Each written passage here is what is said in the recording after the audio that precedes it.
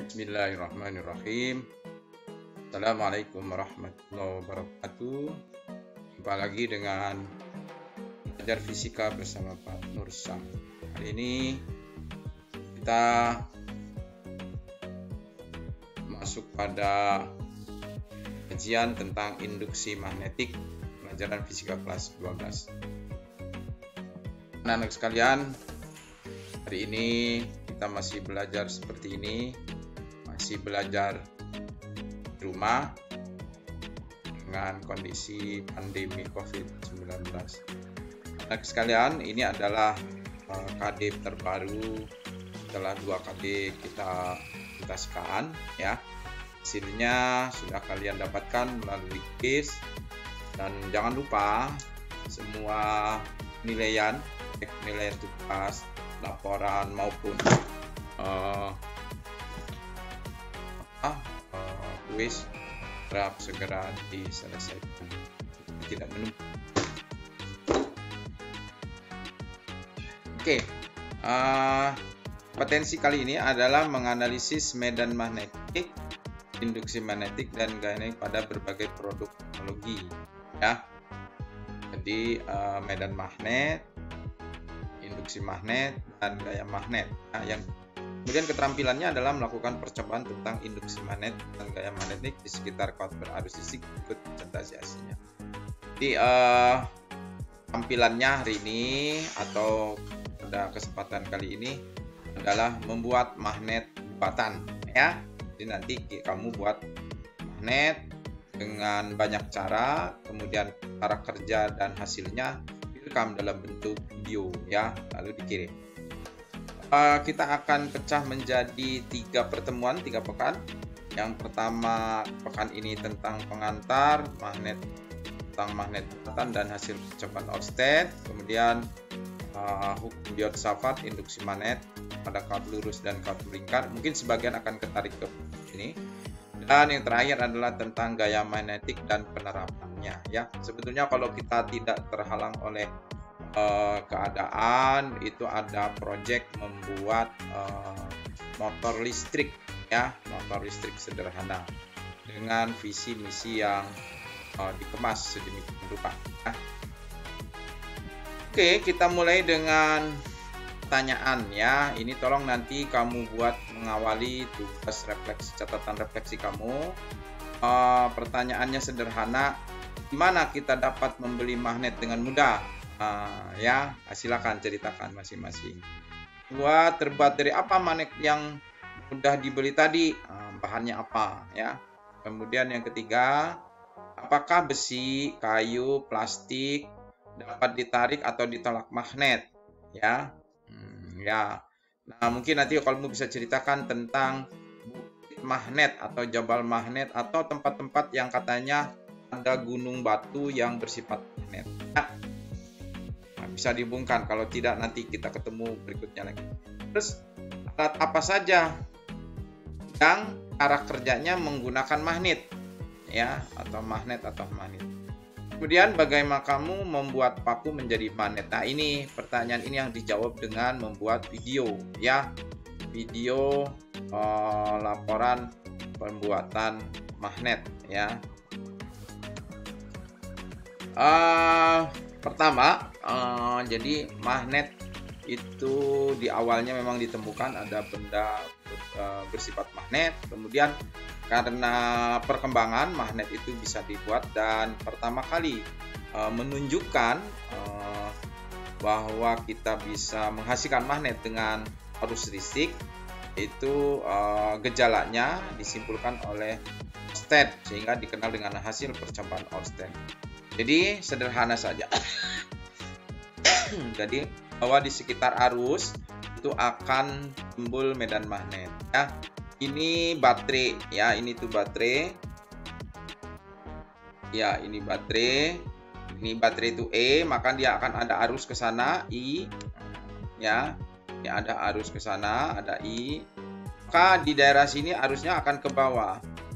Ketika di bawah itulah terjadi medan magnet yang melingkar, memutar kayak gitu ya. Artinya ketika arusnya ke bawah, kamu harus ingat-ingat itu ya, kalau bawah, atas bawah, kanan kiri, kanan itu timur ya, kiri itu barat, kemudian depan belakang itu utara selatan. Jadi ini sebelah sini ini sebelah timur ya, sebelah sini sebelah barat gitu ya. Nah, kemudian di sebelah sini sebelah utara, di sebelah sini sebelah selatan. Jadi mata angin itu kira-kira begitu. Yang ini atas dan bawah ya.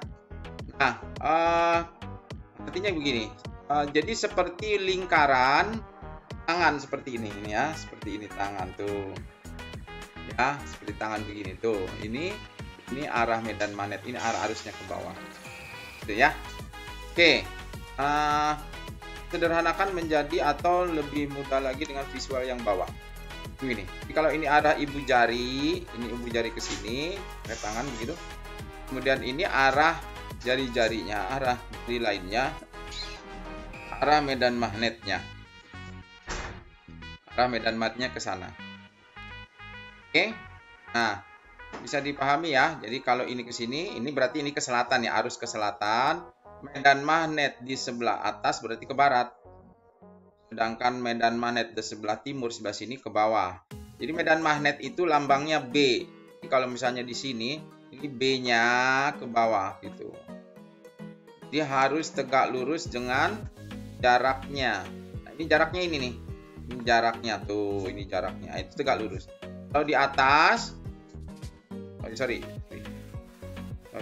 Ini ya B-nya ke atas, bukan ke bawah. Ini B-nya ke atas, ini sana ya. Ya, ini B-nya ke atas ke sana. Ya. Kemudian kalau di atas malah ke arah sana, ke arah barat. Nah, B-nya. B medan magnet. Nah, untuk itu coba kita lakukan pengecekannya. Kawat lurus harus arah ke atas, berarti ke sini ke atas ya. Ini ke atas. Maka medan magnet di utara, kawat arahnya kemana? Ke atas, di utara.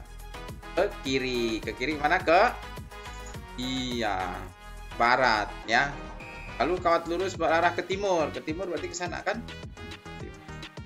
Medan magnet arahnya di sebelah atas ke belakang ya. Belakang berarti ke selatan. Lurus berarus arah ke selatan. Selatan itu ke belakang. Ke belakang.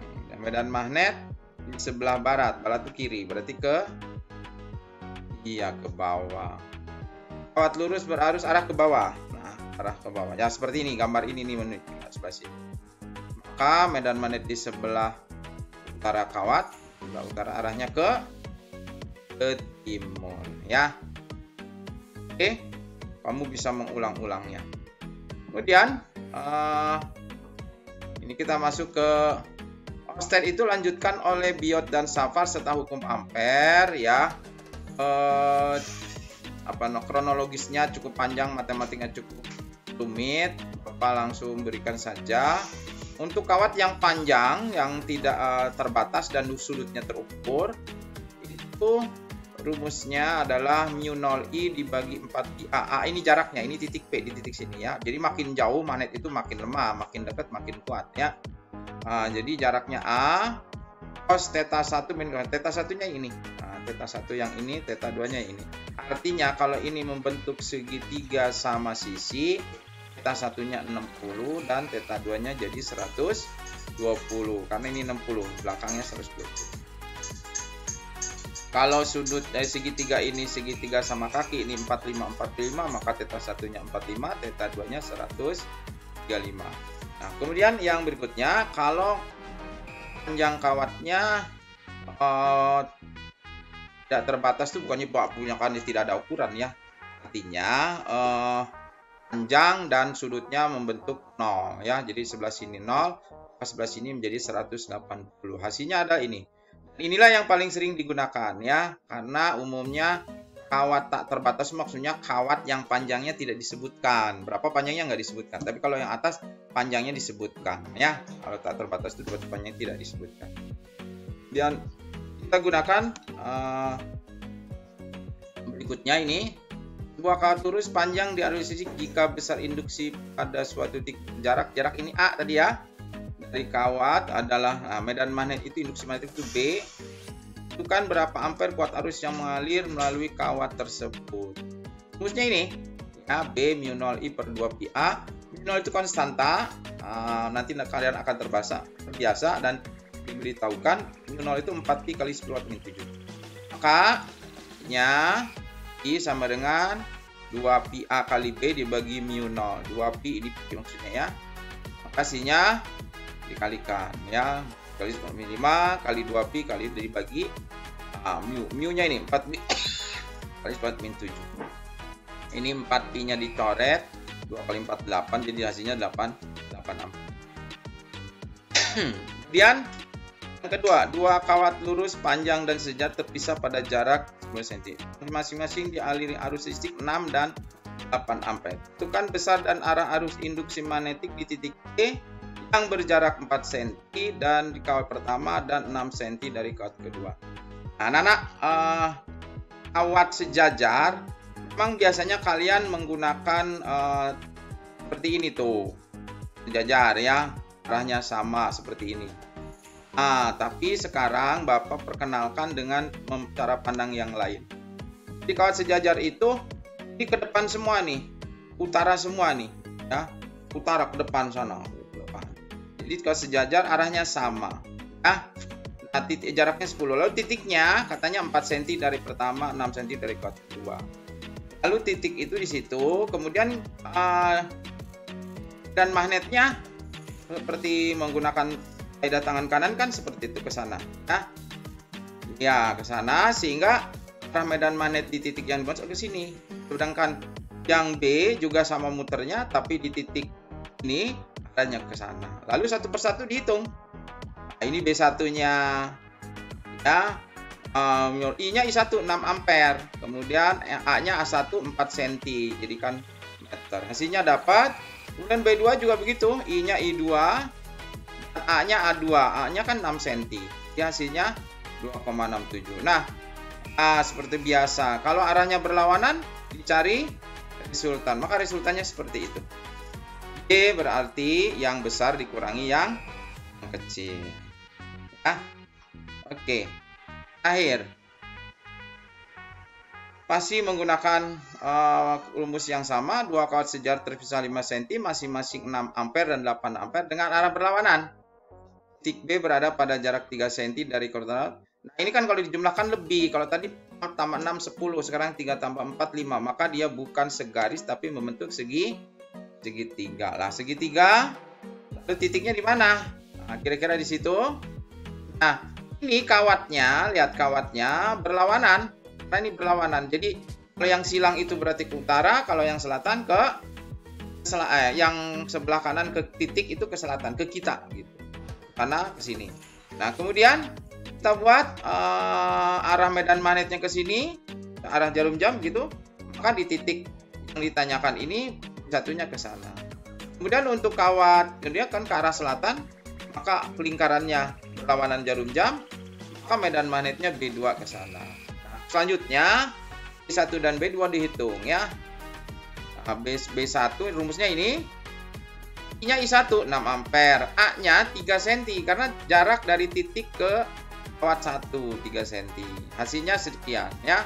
Dimasukkan ini 4 pi kali 10 min 7 ini mu-nya. Oke. Dan B2-nya silakan dihitung dengan cara yang sama dengan mengganti I dan A dan didapatkanlah resultannya. Ya. Apa kan tuh resultannya? Iya, karena ini tegak lurus, ini kan segitiga sama siku-siku, maka hasilnya dipakai Pythagoras.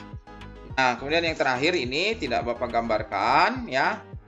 Titik A berada pada garis hubung kedua kawat mengalami medan magnet 0 di makna letak titik A. Lah kalau ini kalau sejajar searah itu di antara ya, cari yang kecil dan kalau berlawanan ada di luar.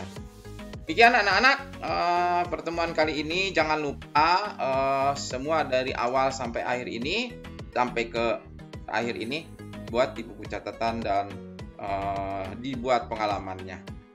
Akhir kata kita tutup dengan baca hamdalah, jaga kesehatan, memohon kepada Allah, berdoa kita tutup. Assalamualaikum warahmatullahi wabarakatuh.